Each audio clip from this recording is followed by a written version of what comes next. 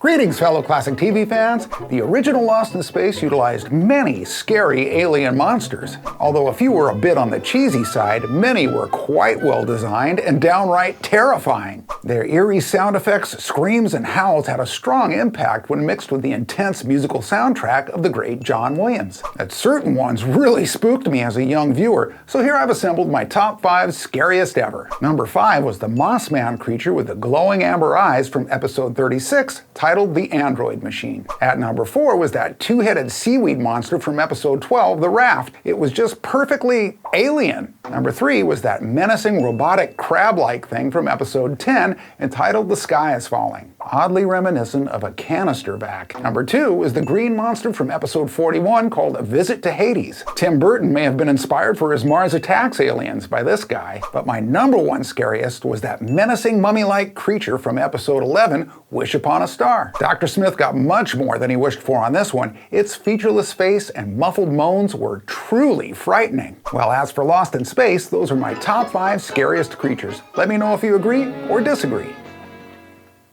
Greetings, fellow classic TV fans! Night Gallery ran from 1969 to 73 for 43 episodes. Reportedly, Rod Serling conceived of the show while still working on The Twilight Zone.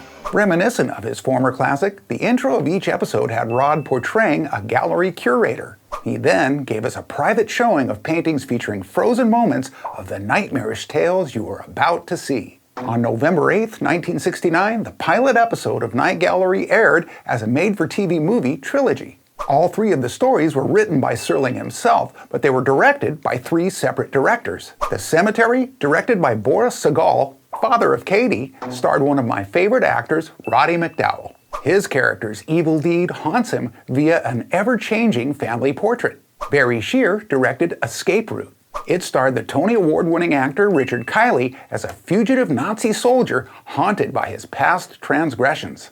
The third one, titled Eyes, starred movie legend Joan Crawford in one of her final acting performances. She plays a blind woman surgically given a 12-hour ability to see. Crawford is reported as saying that although having to work with a 21-year-old director initially horrified her, once she began to work with him, she slowly realized he was a genius who undoubtedly had a brilliant future ahead of him. Obviously, Joan knew what she was talking about, as this was the directorial debut of a man named Steven Spielberg. Greetings, fellow classic TV fans! We have taken control of your television set. As a little kid, that freaked me out. But once I grew up, I caught it again in reruns, and I just couldn't get enough of it. We, of course, are talking about The Outer Limits. The show was co-written and produced by Joseph Stefano. He also made a name for himself for doing the screen adaptation for Alfred Hitchcock's Psycho. There was plenty of talented actors that made their way on the show, but there was a lot of talent behind the scenes too. The director of photography, Conrad L. Hall, filmed the first season. He later went on to win 3 Oscars for cinematography. The show also provided an example of a network either intentionally or unintentionally killing off a show. How? It was popular with teenagers and originally aired on Monday nights. They then moved its time slot to Saturday nights, and the ratings dropped like a rock. Thank goodness for reruns. We have now returned control of your television set. Greetings, fellow classic TV fans! From 1966 to 71, 1,225 episodes of a unique soap opera made its original network run. Based off a dream had by creator Dan Curtis, the show's original title was Shadows on the Wall. Later, it was changed to Dark Shadows. It is distinguished as the first daytime soap opera to be syndicated and the first ABC soap to make the transition to color. But the initial season did not go well in the ratings department, as the show generally ranked at the bottom of the daytime heap.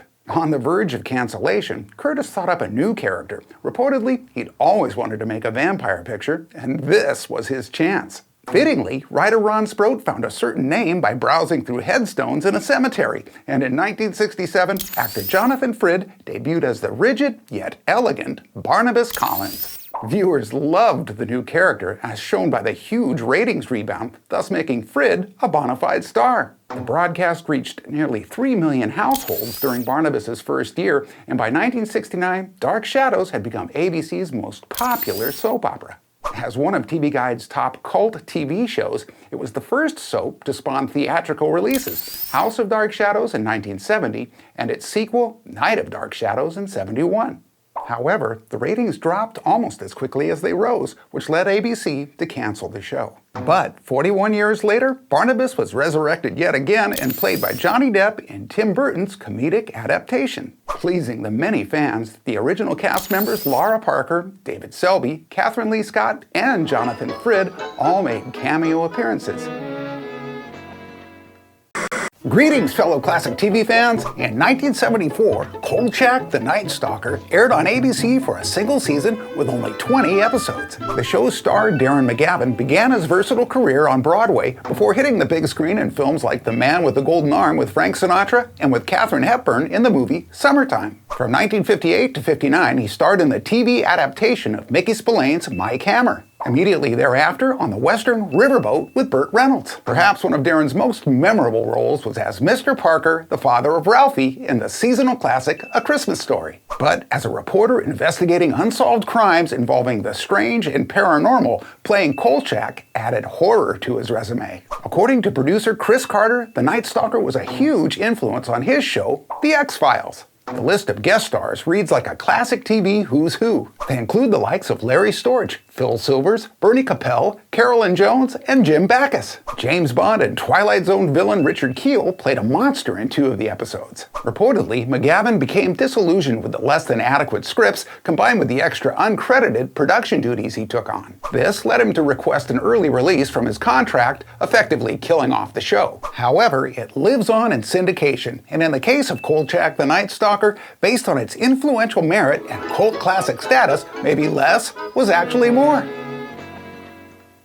Greetings, fellow classic TV fans! Running on ABC from 1963 to 65 for 49 episodes, The Outer Limits had impressive effects for its time, and some of its creatures were truly scary. This was demonstrated in many episodes like the Galaxy Being, the Sixth Finger, and the Keeper of the Purple Twilight. But the creature that gave me nightmares was in the 3rd episode called The Architects of Fear. The great Robert Culp played a member of an elite group of doctors and scientists. In their attempt to scare mankind into uniting, he undergoes a series of slow and creepy operations, transforming him into a hideous alien monster. The Outer Limits effects team, Project Unlimited, created a truly frightening bear for this episode. The Bear was the nickname that they used for all their creatures, and this one was so effective that some of the stations actually blacked it out during the original airing. Becoming their own Architects of Fear, this loosely knit effects group did so well that they actually scared some of their own ABC affiliates.